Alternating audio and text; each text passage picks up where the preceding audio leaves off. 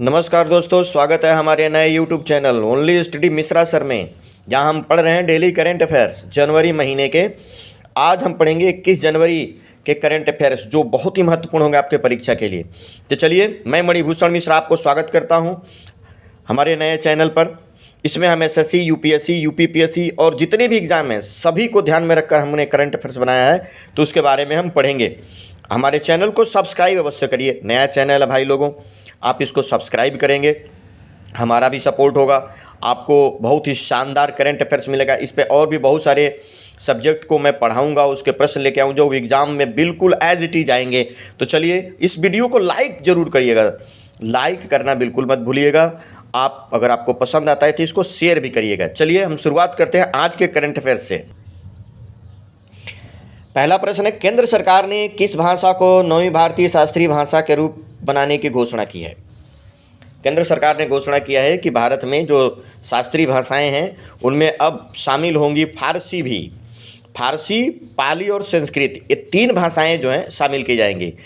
पाली और प्राकृत को पहले घोषित कर दिया गया था और फारसी को घोषित किया गया था। फारसी नौवीं शास्त्रीय भाषा बनेगी। अभी चूँकि बनी नहीं है, अभी तक सिर्फ 6 ही शास्त्रीय भाषाएँ हैं, 6 ही शास्त्रीय भाषाएं हैं। तमिल जो है 2004 में, संस्कृत 2005 में, कन्नड़ 2008 में, तेलुगु भी 2008 में, मलयालम 2013 में, उड़िया 2014 में। ये सिर्फ अब तक 6 ही शास्त्रीय भाषाएं हैं।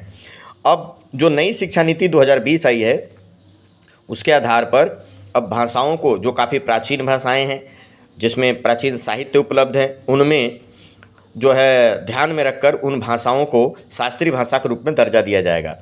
तो नई शिक्षा नीति के तहत फारसी को शास्त्रीय भाषा के रूप में शामिल करने का सरकार ने निर्णय लिया है। भारत सरकार की नई शिक्षा नीति 2020 के अनुसार पाली, प्राकृत भाषाओं के साथ फारसी को भी संरक्षित किया जाएगा। किसी भाषा को शास्त्रीय भाषा घोषित करने का मानदंड संस्कृति मंत्रालय द्वारा संविधान के 8वीं अनुसूची के तहत प्रदान किए जाते हैं। तो ध्यान रखिएगा, 6 तो हैं, अभी तक 6 ही शामिल किए गए हैं। पाली और प्राकृत 7वीं 8वीं होंगी और फारसी 9वीं भाषा होगी। परीक्षा के लिए बहुत ही महत्वपूर्ण है। आप हमारे सेशन तक, अंत तक बने रहिए। अंत तक बहुत ही बढ़िया प्रश्न मिलेंगे आपको, परीक्षा ओरिएंटेड प्रश्न मिलेंगे। तो उसको पढ़िए, उसको लिख लीजिए। और ये इसका जो PDF है बिल्कुल फ्री में आपको अवेलेबल कराया जाएगा। चैनल के डिस्क्रिप्शन बॉक्स में आपको मिलेगा टेलीग्राम चैनल, जहां पे फ्री PDF इसका अवेलेबल करवाया जाएगा। तो आप इस चैनल को पूरा देखिए, पूरे प्रश्न पढ़िए, इसका एक्सप्लेनेशन इसके साथ होगा।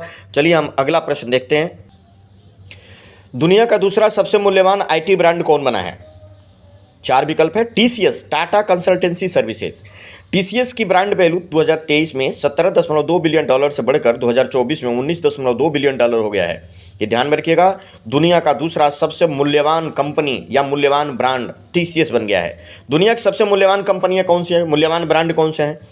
1 नंबर पे है एप्पल, माइक्रोसॉफ्ट, गूगल और अमेजन। ये ध्यान रखिएगा, ऐसे प्रश्न परीक्षा में आते हैं और ऐसी तरीके के प्रश्न आप पढ़िए। जितने भी जो भी आप एग्जाम दे रहे हैं, ऐसे ही प्रश्न पूछे जाते हैं। अगला प्रश्न, 9वें गुट निरपेक्ष आंदोलन 2024 का शिखर सम्मेलन कहाँ आयोजित किया गया है?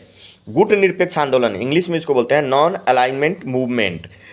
उसका 9वां सम्मेलन, 19वां सम्मेलन जो है वो युगांडा के कंपाला में आयोजित किया गया है। युगांडा एक देश है अफ्रीका में, और उसी की राजधानी है कंपाला, वहीं इसका आयोजन किया गया है। आयोजन हुआ था 19-20 जनवरी 2024 को युगांडा की राजधानी कंपाला में। भारतीय प्रतिनिधिमंडल का नेतृत्व किया हमारे विदेश मंत्री S जयशंकर साहब ने। और यह जो है साझा वैश्विक समृद्धि के लिए सहयोग को गहरा करना, इस विषय के साथ इसका आयोजन किया गया है। S जयशंकर जो हैं 21 से 23 जनवरी को नाइजीरिया की भी यात्रा करेंगे। तो ये यहाँ पर गुट निरपेक्ष आंदोलन में शामिल होने के बाद हमारे विदेश मंत्री नाइजीरिया की यात्रा भी करेंगे। गुट निरपेक्ष आंदोलन के बारे में और जानकारियाँ दें। गुट निरपेक्ष आंदोलन, नॉन अलाइनमेंट मूवमेंट की स्थापना हुई थी 1 सितंबर 1961 को। 1955 में एक इंडोनेशिया के बांडुंग में सम्मेलन हुआ था। इसी सम्मेलन में जो है निर्णय लिया गया था गुट निरपेक्ष आंदोलन स्थापित करने का। तो इसी सम्मेलन के बाद नाम का गठन हुआ। इसके संस्थापक सदस्य थे 3, भारतीय प्रधानमंत्री जवाहरलाल नेहरू, मिस्र के राष्ट्रपति अब्दुल नासिर, युगोस्लाविया के राष्ट्रपति जोसेफ ब्रांड टीटो। इन लोगों ने मिलकर ही इसकी स्थापना की थी। इसका स्थापना हुआ था यूगोस्लाविया के बेलग्रेड में। इसकी सदस्य संख्या 120 है और 17 पर्यवेक्षक देश हैं और इसका मुख्यालय जो है जकार्ता में है। तो इसकी बेसिक जानकारी इसको जरूर याद रखिएगा। 18वां गुटनिरपेक्ष शिखर सम्मेलन पिछला जो हुआ था वो हुआ था बाकू में ये हुआ था 2019-20 में। पहला गुटनिरपेक्ष शिखर सम्मेलन 1961 में बेलग्रेड में हुआ था और 1983 में भारत के नई दिल्ली में इसका एक बार आयोजन हुआ है 1983 में। तो ये इसके बारे में ज़रूर ध्यान रखिएगा। एक और प्रश्न आप ध्यान रखिए, 21-22 जनवरी 2024 को युगांडा के कंपाला में ही G77 के तीसरे दक्षिणी शिखर सम्मेलन का भी आयोजन किया गया है। इसमें विदेश राज्य मंत्री वी मुरलीधरन ने भारत का नेतृत्व किया। तो ये प्रश्न ध्यान रखिएगा और नाम के बारे में जरूर याद रखिएगा, बड़ा ही महत्वपूर्ण प्रश्न होगा। अगला प्रश्न, पाकिस्तान ने ईरान में बलूची आतंकवादी ठिकानों पर हमले के लिए कौन सा ऑपरेशन चलाया है? ये ध्यान रखिएगा, ये प्रश्न जरूर आएगा। अभी ईरान ने क्या किया था, पाकिस्तान के जो बलूच प्रांत है जो ईरान से सटा हुआ है उस पर जो है आतंकवादियों कई ठिकाने पर हमले किए थे। उस हमले के बाद पाकिस्तान ने ईरान के बलूची प्रांत पर और वहाँ के कहा है कि यहाँ आतंकवादी ठिकाने रहते हैं जो हमारे देश पर हमला कर रहे हैं, उसको ख़त्म करने के लिए, उसको तबाह करने के लिए पाकिस्तान ने ऑपरेशन मार्गवार शर्माचर शुरू किया है। इसका सही जवाब हो जाएगा ए। 18 जनवरी 2024 को पाकिस्तान ने ईरान के बलूची आतंकवादी ठिकानों पर हमले के लिए ऑपरेशन मार्गवार शर्माचर चलाया। कुछ दिन पहले ईरान के पाकिस्तान सीमा के दक्षिणी पश्चिमी प्रांत बलूचिस्तान के पंजगुर शहर के पास एक सशस्त्र समूह जैसल अदल के खिलाफ हमला किया था। 3 हमलों के कुछ दिन पहले विदेश मंत्री एस जयशंकर ने ईरान का भी दौरा किया था। ध्यान किया गया, जो हमला ईरान ने किया था उसके कुछ दिन 1-2 दिन पहले ही विदेश मंत्री भारत के वो ईरान के दौरे से वापस आए थे। उसके बाद ईरान ने पाकिस्तान पर हमला किया, फिर पाकिस्तान ने ईरान पर हमला किया है। तो ये बात आप ज़रूर ध्यान रखिएगा। आजकल गल्फ़ कंट्री और इस जो है मिडिल ईस्ट में काफ़ी ज़्यादा जो है इस समय अस्थिरता बनी हुई है। 5वां, किस राज्य में मवेशियों का त्यौहार कनुमा मनाया गया है? 5वां प्रश्न देखिए, कनुमा त्यौहार ये तेलंगाना में मनाया गया है। चूँकि आंध्र प्रदेश में भी मनाया जाता है, आंध्र प्रदेश में, तेलंगाना में यहाँ पर मवेशियों का जो है काफ़ी पूजा किया जाता है। मवेशी जो गाय भैंस या जो भी बैल हैं उनकी पूजा की जाती है और यह महोत्सव आंध्र प्रदेश में भी मनाया जाता है। इस महोत्सव में सांडों की लड़ाई और मवेशियों पर भी दाव लगाया जाता है। तो ये बात ध्यान रखिएगा। तो कनुमा त्यौहार तेलंगाना में। मैंने कल वाले सेशन में बताया था आपको, जो कि कंबाला कर्नाटक में होता है, वहाँ पर जो है भैंसा दौड़ है। जल्लीकट्टू जो अभी शुरू हुआ है तमिलनाडु में, है ना, जहाँ पर बैलों की जो है मानव से लड़ाई होती है। बैलगाड़ी दौड़ महाराष्ट्र में होता है। और आप बताइए, कल के प्रश्न में मैंने बताया था कि असम में इस तरीके का एक त्यौहार शुरू हुआ है, उसका क्या नाम है? आप कमेंट करके बताइए। अगला प्रश्न देखिए, किस राज्य में महतारी वंदना योजना 2024 प्रारंभ की है? यह किया है छत्तीसगढ़ ने। महतारी वंदना योजना ये क्या है? महिलाओं को आर्थिक सहायता देना इसका लक्ष्य है। महिलाओं को हर महीने 1,000 रुपये, कुल 12,000 रुपये की वार्षिक वित्तीय सहायता दी जाएगी। ये ध्यान रखिएगा, ये जो छत्तीसगढ़ में योजना शुरू हुआ है। केवल छत्तीसगढ़ की विवाहित महिलाएं इसके लिए पात्र होंगी। ये जरूरी है कि आप छत्तीसगढ़ के निवासी हों। परिवार की वार्षिक आय 2.5 लाख से कम होनी चाहिए। महिला की उम्र 23 से 60 वर्ष के बीच होनी चाहिए। विधवा, अनाथ और परित्यक्त महिलाएं भी इस योजना में शामिल होगी। तो बेहद महत्वपूर्ण है। राज्य की योजनाओं से परीक्षाओं में काफ़ी प्रश्न पूछे जाते हैं। अगला प्रश्न देखिए, किस देश की ऑक्सफोर्ड यूनिवर्सिटी ने निपाह वायरस के टीके CHADOX1 निपाह बी का पहला मानव परीक्षण किया है? तो ये यूनाइटेड किंगडम की यूनिवर्सिटी ऑक्सफोर्ड यूनिवर्सिटी ने यह परीक्षण किया है। निपाह वायरस फल वाले चमगादड़ों से फैलता है और यह संक्रमित जानवरों जैसे सुअर के संपर्क में आने से या एक व्यक्ति से दूसरे व्यक्ति के निकट संपर्क में आने से भी फैल सकता है। भारत में पिछले वर्ष केरल में इसका प्रकोप पाया गया था।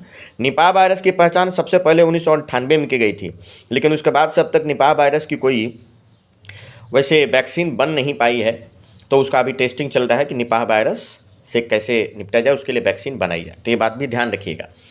अगला प्रश्न, Bharat MSCI emerging market index में किस स्थान पर है? देखो, दुनिया में मार्केट इमर्ज करने के मामले में भारत जो है दूसरा स्थान पर आ गया है। भारत का मार्केट बहुत तेज़ी से इमर्ज कर रहा है। पिछले कुछ वर्षों में 7% से 17% बढ़ गया है और 2024 में इसके 20% तक जाने की उम्मीद है। तो भारत का मार्केट बहुत तेज़ी से ग्रो कर रहा है। इमर्जिंग मार्केट इंडेक्स में भारत चीन के बाद दूसरे स्थान पर है। इसने ताइवान को पीछे छोड़कर दूसरा स्थान हासिल किया है। तो इमर्जिंग मार्केट में भारत दूसरा स्थान चीन के बाद। अगला प्रश्न देखिए, भारत और जापान के तटरक्षकों ने संयुक्त अभ्यास सहयोग काइजिन का आयोजन कहाँ किया है? तो ये हुआ है चेन्नई में।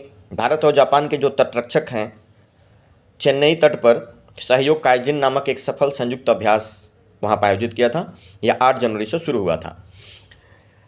यहाँ पे जान लीजिए भारत और जापान के बीच और कौन कौन सा अभ्यास होते हैं। तो भारत और जापान के बीच नौसेना का जो अभ्यास होता है उसको कहते हैं जिमैक्स। जो मिलिट्री का एक्सरसाइज होता है उसको बोलते हैं धर्म गार्जियन। और अभी पहली बार शुरू हुआ है वीर गार्जियन, वायुसेना का है। तो अभी वायुसेना का जो वीर गार्जियन है 2023 में एक ही बार हुआ है, पूछे जाने की संभावना है। तो ध्यान रखिएगा, सहयोग काइजिन, जिमैक्स, धर्म गार्जियन, वीर गार्जियन, ये जापान और भारत के बीच जो है ये एक एक्सरसाइज होते हैं।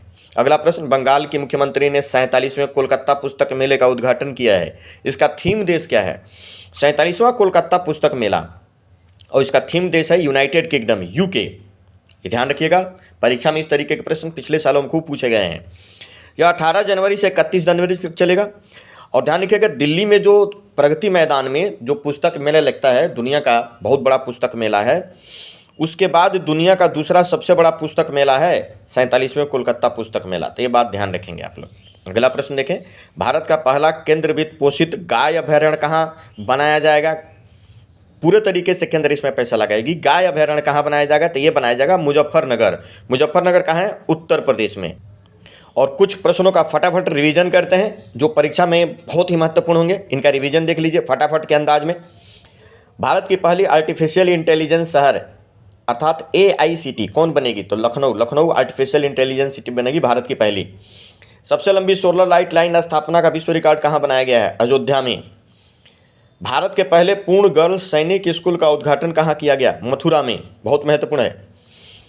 कृषि विपणन सुधारों में कौन सा राज्य शीर्ष पर रहा है? आंध्र प्रदेश रहा है। कृषि विपणन का मतलब होता है बांटना। चीनी उद्योग में सर्वश्रेष्ठ पर्यावरण अधिकारी का पुरस्कार जीतने वाली पहली महिला कौन बनी है? दीपा भंडारे। उत्तर प्रदेश के पहले फ्लोटिंग रेस्टोरेंट का उद्घाटन कहाँ किया गया है? प्रयागराज में। Mrs India 1 in a million 2023 की विजेता कौन है? रूपिका ग्रोवर। तो ऐसे ही महत्वपूर्ण करंट अफेयर्स की जानकारी के लिए हमारे चैनल को जरूर सब्सक्राइब करिए, इस वीडियो को लाइक जरूर करिए और अपने ग्रुप्स में भी शेयर करिए। आपको यहाँ पर परीक्षा ओरिएंटेड मटेरियल मिलेगा, सामग्री मिलेगा और समय समय पर सारी जानकारी आपको मिलती रहेगी। चलिए वीडियो में अंत तक बने रहने के लिए सभी का बहुत बहुत धन्यवाद। जय हिंद, जय भारत।